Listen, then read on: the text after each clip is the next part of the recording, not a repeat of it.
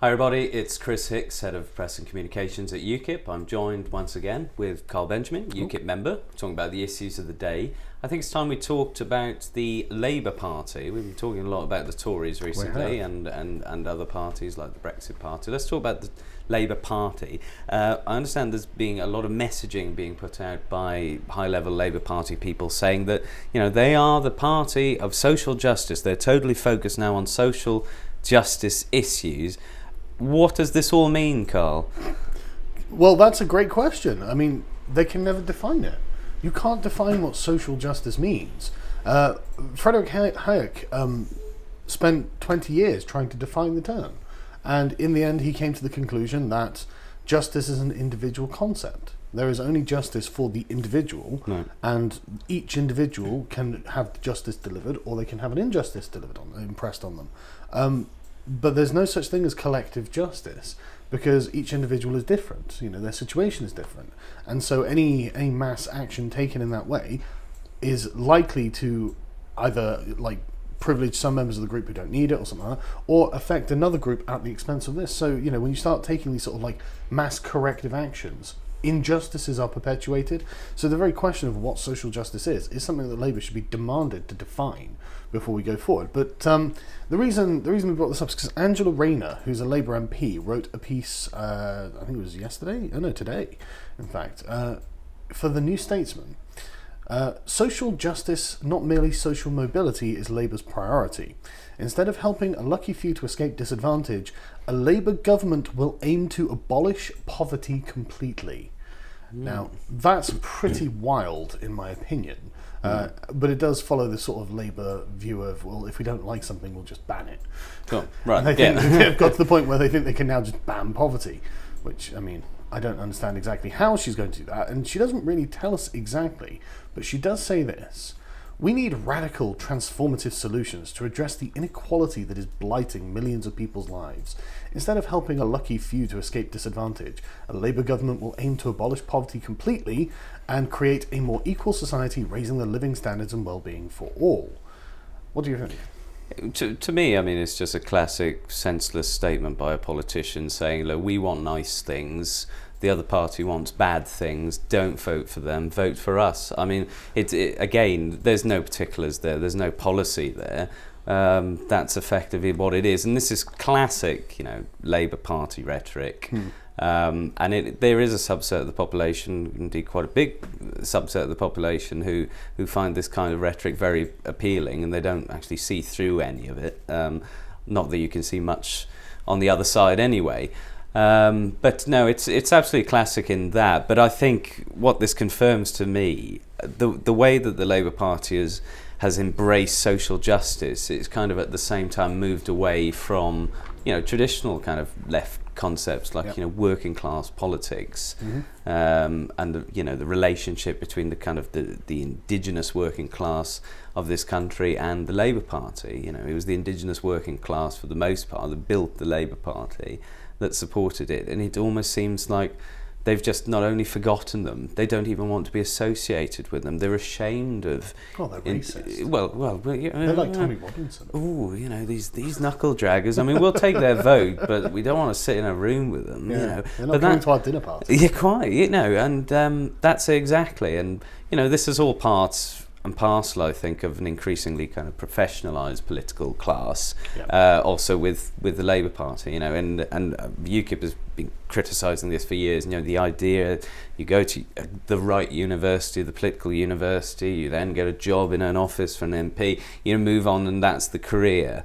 These are people generally who have very little connections to the communities they represent or hope to represent, and this has become increasingly so in the Labour Party. And now this embrace of social justice politics shows again that the academics and the ivory tower people, they've totally taken it over, and they've taken over the discourse. It's not real politics anymore. It's not what the Labour Party was founded on. It's just simply... It's elitism. That's right. The thing, because the social justice politics, as I say, it absolutely is cooked up in ivory towers by academics. and then it's filtered down through the mouthpieces of the media and politicians, and then imposed on the general public, whether they like it or not. I mean, that's all of this trans ideology is a direct invention of academics who are what Steven Pinker would call blank slaters, and he's done an entire book refuting this thesis, and it's demonstrable. I mean, it's not even outside of the sort of radical leftist sphere. There's no question. The scientific evidence is very firmly on the side of the gender essentialists. There is a biological connection between gender and sex. There's no question of it. And yet, these people have managed to get a lobby strong enough to essentially take over these institutions in this regard, in this particular one regard, and then sink this from the top down into other things, like the Olympics, for example.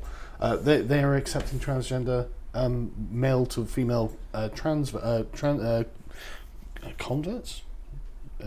I don't know what transitioners. Transitions, yes, transitions, and now they're winning all the medals. They're winning medals. And so it's one of those things that this has not come from the grassroots up. No, this is something that's come from the very top down by a bunch of very resentful and, honestly, in my opinion, quite malicious academics and activists. And I think that this is the most revealing thing to me, that when she says we need radical transformative solutions to aim to abolish poverty completely, that is probably quoting the Communist Manifesto. That's the exact aim of communism. Radical change to abolish the current capitalist system we have, and this is what John McDonnell said, and it's his job to overthrow capitalism. And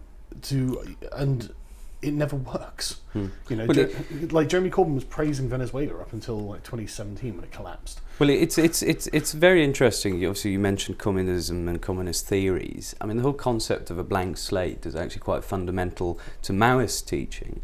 Yeah. The idea that if you give me a man, I'll make a communist out of him. Yeah.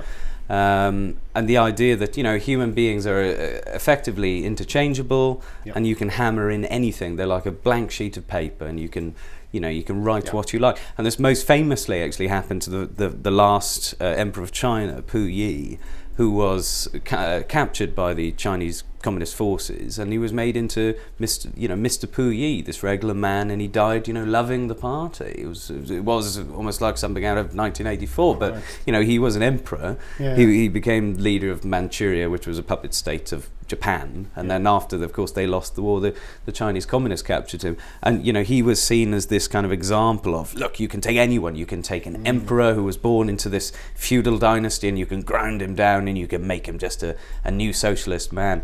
And it's interesting how this is, to me, I mean, I see the clear parallels here. Well, not just parallels, it's the same. These are the same people. People talk about certain terms. Oh, you're conflating postmodernism, you're conflating Marxism. It's not all one and the same. No, later strands of Marxism fully endorsed and involved this type of anti-essentialist, if you will, thought. Because obviously differences between human beings are problematic, because some people are better at certain things than others. Didn't you know that? No, I didn't. This is all news to me. So, and then that leads to fundamental inequality because of outcome. One thing, I'm glad you mentioned postmodernism, because I've been thinking about this a lot. And when postmodernism is not in and of itself Marxist, obviously. No. Yeah. In fact, it fundamentally is a way you can deconstruct Marxism, because Marxism does have a grand meta-narrative of history, and you can sit there and pick that apart using postmodernism critical theory. It's interesting how it's used as a tool to break down the existing structure and present Marxism in its place, though, because like we've just covered, you could then just use critical theory to deconstruct Marxism and then replace it with whatever you want. Yeah. There's no particular impetus for us to do anything. I mean, they'll sit there and use critical theory to deconstruct the legitimate hierarchies, structures of hierarchy we have in this country, the sort of like accountable, democratic structures we have, and then say, right, these are all unfair because they're unequal. But I don't care. I'm not a communist. I don't want us to all be the same. No. I'm really not bothered if we are not equal, as long as we are free, as long as the institutions are treating us fairly, as long as the process isn't oppressing us. And I think that we can say, okay, for the most part, that's what this country's like. So for them to bang on about equality all day, that's just them signalling that they are, I mean, if they don't know it, like they are parroting the end desired state of communism. And I don't want that. I don't think that's a good idea. I think we'd be unhealthy humans. I think you'd have to grind, like you say, grind down the great in order to make them level with the poor and the people who are not capable. You know, and so it's like to sit there and say, well, you know, we've got to address inequality. No, we have to address poverty because that's a state of deprivation. But the fact that people are different is not a problem. It's just the way things are. We must all be miserable equally. Yes, and that's always the end result of these things. Because, like I said, you know, if you're going to have equality, then what you're talking about is the lowest common denominator. So anything that you've worked on to build yourself up, well, if there's someone lower than you, it's got to come down. You know, or at least, you know, they have to take some of yours until you're both at a smaller, equal level.